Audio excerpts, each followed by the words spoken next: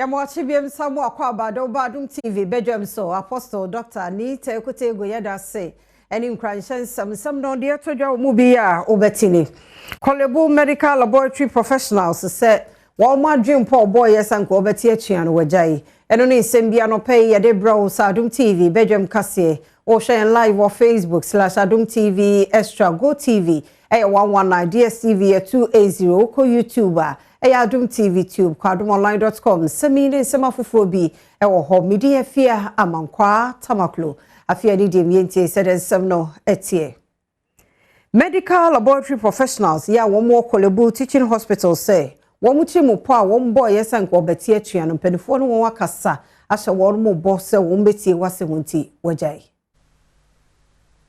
yanu Kolebu penifo ko share minister no ne director enti yankeksa mu na yakoye ne se okay ene yema adwena akofa ko mpanyimfo nte asese de yehwehwe no ne kwan mu enti omemaye enti anope omu hyiaye ena omude na di se de na yepe no omu ahyase omu yebi enti minu ka se omu amaye yepenya obehwe lab no so enti ena nusu ma yakase ne na yakade na yede to wo kakra no yasambe fa aye adwuma se Ghana funti na se de aka no manfa nto asa omo bosome no mama nyina nti se omo anya dia ene na yasandja nema na gu ho eho na kasama for de ma Kolebu abanya resabia Mustafa Salifu enso nyama no boni etwetwe nkomo no wo kyese ne nema na enkoyi nyina no wono mo ahwa kama wono mo a eno nenam so ama eni adwumayefu yi atwentwe wono mo etiate no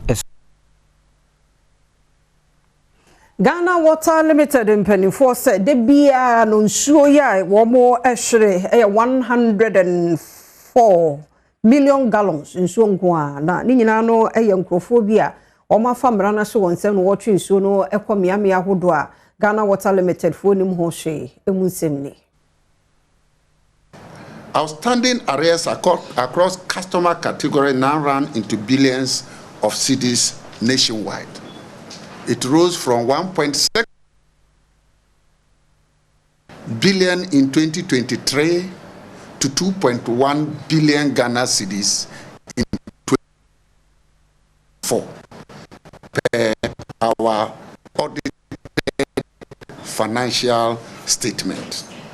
This unpaid bill weaken our cash flow and limit our ability to procure input, maintain infrastructure, and expand services. Nationally, out of the 220 million gallons demand or water produce, about 106 is what we can account for. Wachema satimi ede nhihye begu akwema womo ebebo apro ede ahwe omanfo a womo twinsuo wo kwan bone so a womo so entua eye water bill bi na yade ebebo apa ma dwumako na konenim. I plead Yanto Samno eso na Transport Minister Joseph Bukari ene wose enchakra bino e de bill edidin foforo ebeba kotokawie mushen jinabia ye na Accra International Airport no won ede ebeba wachire de ntia edin ne hia so sesa no. One of the issues the Ministry of Transport and for that matter government presented to Parliament our activities for this period of the recall. Parliament will be expected to pass a lot of bills, and as government agenda we have a lot of bills from the Ministry of Transport, and one of them Kotoka International Airport to its original name. We will remember that in the period of the Second World War, around 1946, the British Royal Air Force used that place as an Air Force base to carry people to war and other activities. Yagusoa ya Transport Minister and Samahodo are walking now. Was here buying guso den hwe se ye akwentu ana asenka ho hye no beko yi traffic ne do so nipa famu de no ato santen so wonya hyen e hye mpanifo guso ehwe se beba fom. We are all aware the state in which the only two transport companies under the Ministry of Transport was in the past. When we took over, we did a retreat and I charged them. Because looking at the balance sheet they had a lot of loan that they could not service. They had a lot of issues that were detrimental to the operations of the two transport organizations. So we agreed on ourselves, let us work to improve upon our revenue. With the little we have, let us see what is it that was taken away from all these two companies and we needed to bring them back. Managing Director Emma STC Alaji Ligbi enso di tudwa se womo ebeji edwumai a womo be hyase no boss ana aka no 50 wo kiremu a dwumakuo no esan edeka 450 million Ghana cedis na womo ewo gidie ewo mampeni John Dramani Mahama mu so beboa ama state transport afa ne ntoma pa efra. Yenyina no so na Adom TV Badwam kase na ha na be makwan na no pay ye DSC ai aha ni di ABC ye basisi ai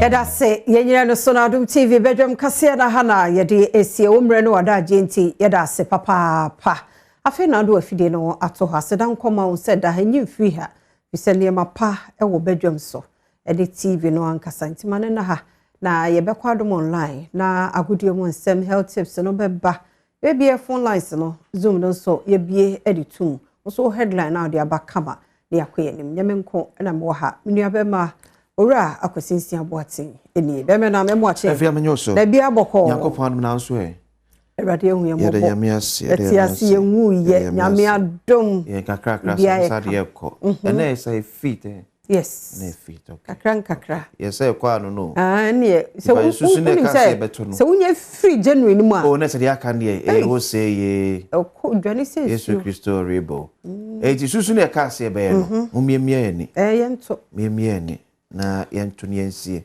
se de bia fa no to trim na salary ni ba se yesu 20 min CVB e dey bi mabiem kura be no matter how small scanity so 1 cedi kura for 1 cedi for 10 cedis 5 cedi depending on sika wunya fa bito na susu de ayo if you are 10 cedis kura auto no bosume bi auto 10 cedis afi mo nyina is 120 Ghana e da bia ope 100 Ghana wo se na wo china wo twa ho sa na wonya 10 cedi afino ubewiero wanya yo 3600 they say wo fa there be wo can there be 10 cedis yeah they can't monthly cry oh monthly okay but me just say every day crowd every day crowd ka so ye 10 cedi and now 5 cedi yes anya dey 5 cedi we ni mre why e bia kan ye da bia na fa be kwa ko gino be se na me pesca correct na be ko na ansa pan o ko pesca de bibi o so nsukuta bibi even kwa ko bank na ko pesca de business be say ne kita o na bank na so ye mfa sa pan ko bank o se montam 30 billion ma na fa go project obi an fa bi nto ho fa bi to especially mo e bia o nkofo ta chiche musika se ne sa sika no nya ya na de we bi na de because enye ska woni da so enye wo dia aha obi na dia cho they do mo na just 100 still upon 50 bi dia to baby who said the wo say eh afene kono nyame boa na wo bie so na agogu wo say nyame no adi ni e pa so de ye enu abe ma owura akwasi esi do body o ha Mr. Erico yes madam na bia boko nyame adom ye nana afia man kwata mako Eric Esiedu ayi kwafo na mo kan ye nana no ho say asante wo kan ye nana I say me nana ne me aha so any abna pokua and ama oka because me nana I'm confused but yeah no akwala na yo nana na panini si yo nana so me nana me ye nana ana no so ye me nana can imagine me nana na kan so aha me nana sa na kan me nana na ana ai and no oye ne nana yeah o just say aha satire ne kwa no ade se die wuo ne ayi no ene de Say mo friend die wo. Na mo friend say Tuozafi. Tuozafi ya. Say TZ na ba die wo. Ba ko bi so ke wuro bi wo. Mo kan. Obi a say mo friend wole. Wele. Say na friend wole. Na make say asante ya mo na mo ha o bobo mo. Some of the kan wachi ne ka awachi. Awachi so say obi obi awachi so obi dio. Awachi. Awachi ne dey mo sure that awachi no correct na ma no na afum. O say that awachi. Awachi. Ana yes asante obaka gari ne adua. Gari ne adua. Ba say ampo de abaye gobe. Yes, abaye gobe ne enkran. Ana make say no kra no ba bia na say gobe because of social media nti obia. But those days yes you say dey. Gari ne adua ne pe. Odo ya. Paya ani aka no kwa. Pay brofo. See aba si me no. Paya twi. Se be wi amana bonu no akopa bi adi. Je hina ukono. No gobe no. Ope gobe di. Oh, question so see abo. But just mark am see ane. E do o jire. Already. Tira de o tira. Na do na ma. I was weekend no benya kwan. Some say weekend meet me. I was weekend. Nti Monday nyambo a. Be see weekend. Matthias e ba o nti Monday be ba. Be see weekend meet me aye aduane no. Asebe. That's what I'm kind. Nti weekend na do be brebe. Be see weekend. That's weekend. So na ene me dance ni. Nti yo. Ada me na holiday. Ada wo sam ye aduane wo ti. Anya hwe ye ni echinje se ne. Nyambo a weekend mu ani ye we na ye woda. Otini fie se me kwesi adam ba adwuma mjina ha. Woda wo because me ma adwuma kwesi ada. Nti weekend na he na dey fa brebe. Eh se me ye ni wo fie. Anti be mra wo fie. Communicate ye kire me now. Communication. Because what I say black say. E tira se ka me nya aduane fa nto wo adwuma mu a. Na na me dey be wo. So si weekend nkwa na abetumi aye. Because na wo fie, any problem. Because you communicate ye commodity no. Say o dey ba. Na say me ntime ma me from because me nim hompo. Until you send me location na me mra. Oh, my friend. Director show ni mo.